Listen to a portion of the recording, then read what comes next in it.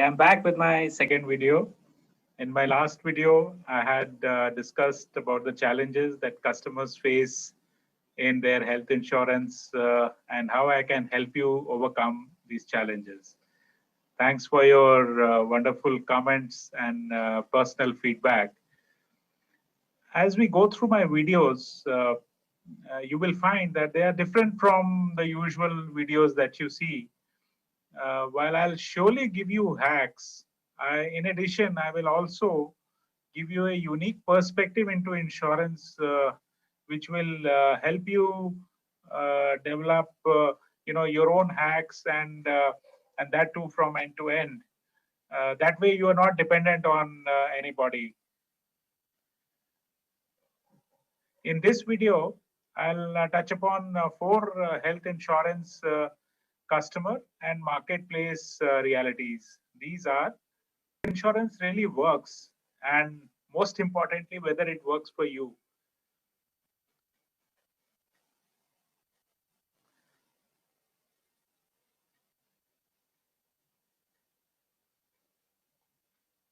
How insurance companies operate and where do you figure in their schemes.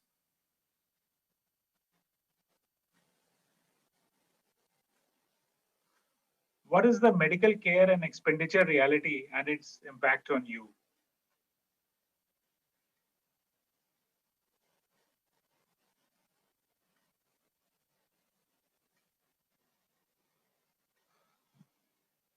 Why some common misconceptions about health insurance and how that can be bad for your financial health. I'm talking about these four realities because I want you to make correct decisions about your health insurance.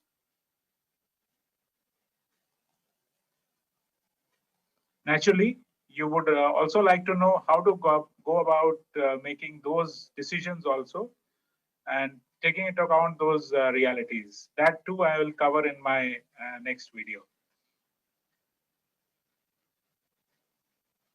First, let us see how health insurance works, and most importantly, as I said, whether it works for you. I think that's the most crucial question.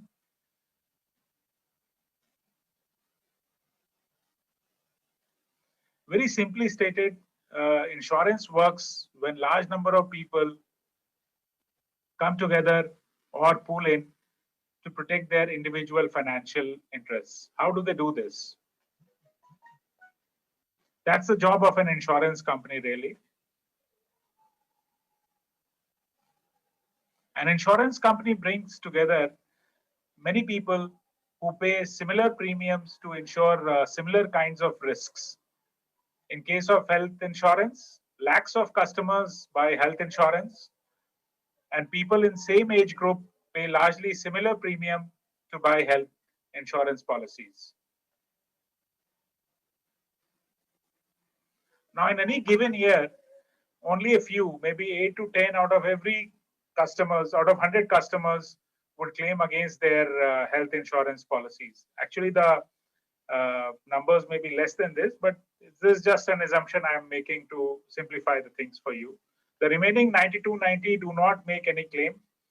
In the next year, again, out of 100 customers, say around 7 to 8 people claim, and the remaining do not.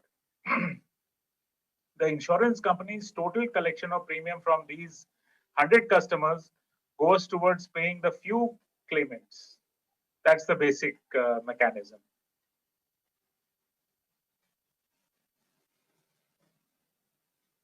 This obviously delicate arrangement can be disturbed if more than expected number of people start getting hospitalized, or more people start taking high value treatments, or some people start committing frauds.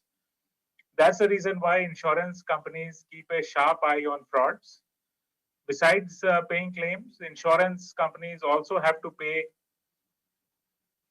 other expenses like staff, salary, commissions to the intermediaries, office rent, etc. Insurance companies try to work out the probability of how many people would claim under the policy in a year, and what would they claim on an average, and pray like hell that the reality settles around these estimates. I think that's very important. This information also enables them to work out the premium. Expectedly, these factors, including fraud, when they don't behave according to what the companies believe they should, can often cause sharp spikes in total claim costs of insurance companies, which in turn force them to raise insurance premium, which in turn makes customers lose their head. Companies reward those people who do not claim through no claim bonus, which increases your sum insured or the maximum compensation payable, or they provide free health checkups or sometimes premium discounts. Insurance companies' prime objective is to maximize the difference between the premium they collect and the claims and expenses they pay out. Most of the times, unfortunately, they fail. But where are you in this equation? The answer to this question will become clear as we cover other marketplace realities. The purpose of health insurance is to meet hospitalization expenses or treatment costs arising out of unforeseen or unexpected reasons, both from insurance companies as well as customer point of view, and not to pay all your hospital and other bills from any reason whatsoever. That's a crucial distinction you need to remember. So keep this in mind and you will not be disappointed.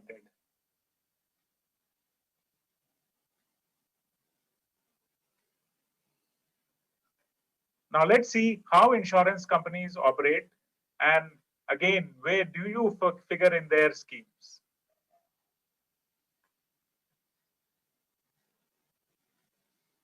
Insurance companies introduced the health insurance product in late 1980s. It was a very cumbersome policy with numerous sublimits.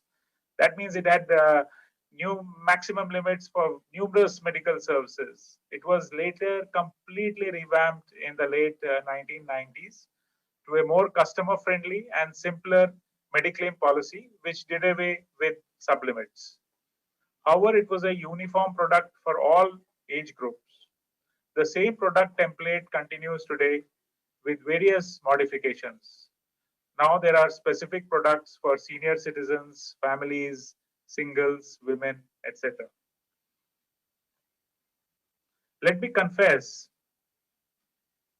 as I go through these products, I see that they have become very complex, especially with their convoluted jargon and words that even insurance industry people with decades of experience find them difficult to understand. That's really a sad commentary on what this 100-year-old, more than 100-year-old Indian general insurance industry has achieved. Today, insurance companies have many health insurance products and customers can buy any of these. The insurance company tries, to the extent possible, to specify the type of illness, treatments, and compensation it will provide in line with the premium it is charging, because that links up with its claims payouts and ultimately its profitability. Each product fulfills certain needs, but not all, and therefore vigilance is required to select the right product. That is why you have to be careful in identifying what the product promises to do and match it with your needs. In line with this, I'll be later sharing product specific analysis videos too. These products are sold through many distribution channels like banks, agents, brokers, and comparison websites like policybazaar.com. Insurance companies also sell through their websites and their own sales force. These channels have each of their own plus and minus points. However, one thing is common. Each channel tries to maximize premium collection coming through it so as to meet its revenue targets, on which depends its perks and bonuses. It is also said that insurance is sold and not bought, thus highlighting the push nature of the product. Thus, you need to be careful in choosing the channel which is more aligned with your own financial interest.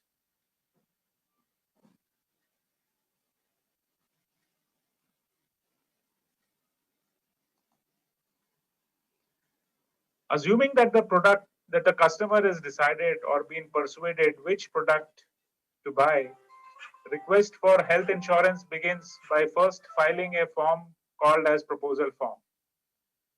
Customer fills personal details and mainly health details in this form that is evaluated by insurance companies' employees called underwriters, and the request for insurance can either be accepted or denied based on quality of health status. So you need to accurately answer about your health related questions in the proposal form to avoid later problems. Many disputes in claims can be traced due to ambiguous or omission or inaccurate or misinterpretation of information filled in proposal form. Problems also occur when customers give blank but duly signed proposal form. In case customer request for insurance is accepted, a policy is issued after the premium is paid. In insurance parlance, this is called as underwriting. Customer is now called as a policyholder or insured. In case policyholder is hospitalized, in most cases, he/she will contact an entity called as third party administrator, TPA, a third party between the two parties, that is the insurance company and policyholder. TPA will facilitate insured getting hospitalization without paying anything upfront to the hospital. This is the cashless mode. At present, the role of TPAs is to simply provide customers with cashless service and minimize the claim costs of insurance companies. Customers may also directly get admitted in a hospital and pay the bills from their pocket. Later, they may get the expenses reimbursed from the insurance company. This is the reimbursement mode. So claims occur either through cashless or reimbursement mode. It is at this stage that most disputes occur because the policy has several exclusions, waiting periods, inadmissible expenses, which sometimes get misinterpreted. Moving ahead, since health policies are for 1 year only, they have to be renewed every year.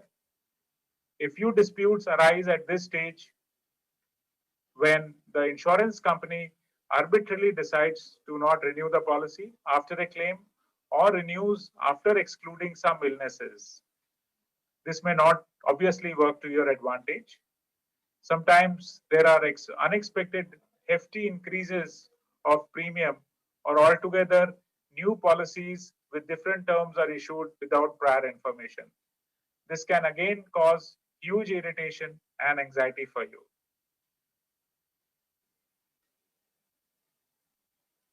I don't really want you to get tangled up in these matters, so I'll give you many tips and precautions in later videos to satisfactorily avoid or solve these matters and disputes. I hope you're with me so far. Let's continue with the third point, that is, what is the medical care and expenditure realities in India and what is their impact on you? Unlike in insurance industry, there is no central regulator of healthcare industry that includes hospitals, labs, etc. It is also widely known that medical infrastructure is woefully inadequate. This generates wide variation in the quality of health outcomes and cost of healthcare services. You need to be mindful of the following 5 facts. The foremost fact is that you're getting older with every passing day, and your body is wearing out, and illnesses have a greater attraction for older bodies. This is an unalterable reality. Are you really factoring this in your financial decision making while considering health insurance? The demand for healthcare is far more than its supply. Simply stated, there are more patients than there are hospitals to care for them. There is thus no pressure or incentive on hospitals to improve productivity, pursue frugal innovations, and continuously cut costs. Most costs end up getting passed on to patients.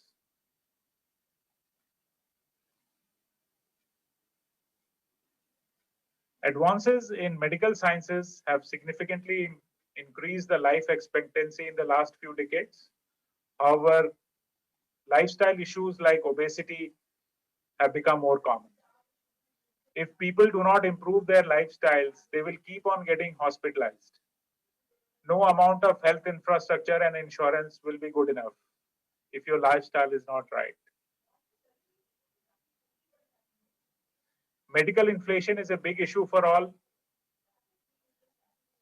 Various studies have estimated annual medical inflation of around 10%. It is majorly driven by growth of new technologies in healthcare. New technologies do, on an average, improve the quality of medical, but at much higher costs. The medical inflation is possibly much higher than your annual salary increment. What would happen if the premium rates grew at the same rate as medical inflation? Given these facts, it is not surprising that today even a small routine surgical procedure can easily cost up to rupees 1 lakh. A bypass surgery at a reputed hospital costs in excess of rupees 2 to 3 lakhs today. Healthcare costs vary significantly by hospital and the facilities opted. For example, the cost of a knee replacement surgery nearly doubles if you opt for an imported implant instead of an indigenous one. So it's mainly the technological advancements that play a major role in enhancing costs. Two clear impacts emerge for you. First, your healthcare costs will only increase in future. Second, the increase in insurance premium is much lesser than increase in hospitalization costs. In this situation, which option will you prefer? To either opt for health insurance or to absorb these costs on your own through your own pocket?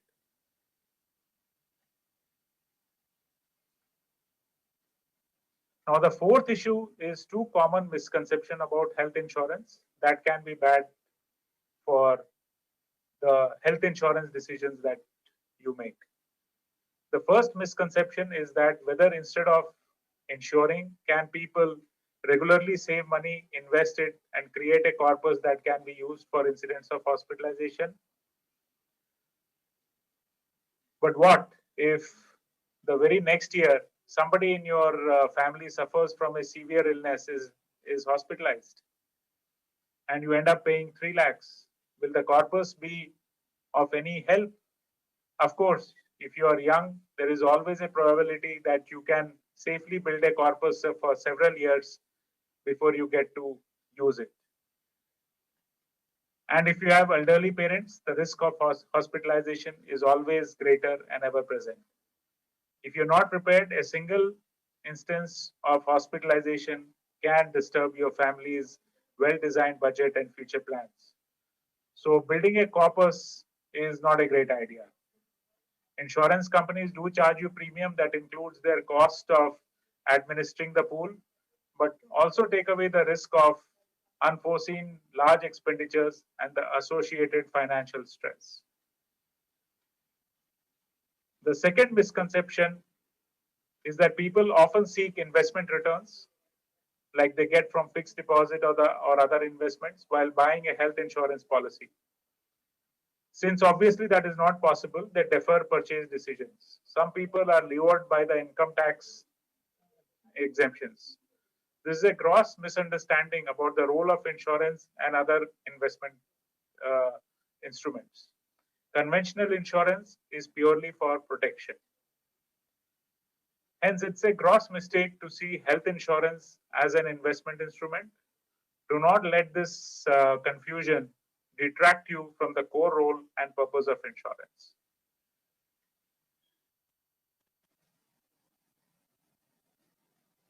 To conclude, I hope I have been able to show how a health insurance landscape is a complex one, with many players having their own unique and different interests. Most of the times, these interests don't match with your interest. There is no one really watching out for your overall welfare and interest.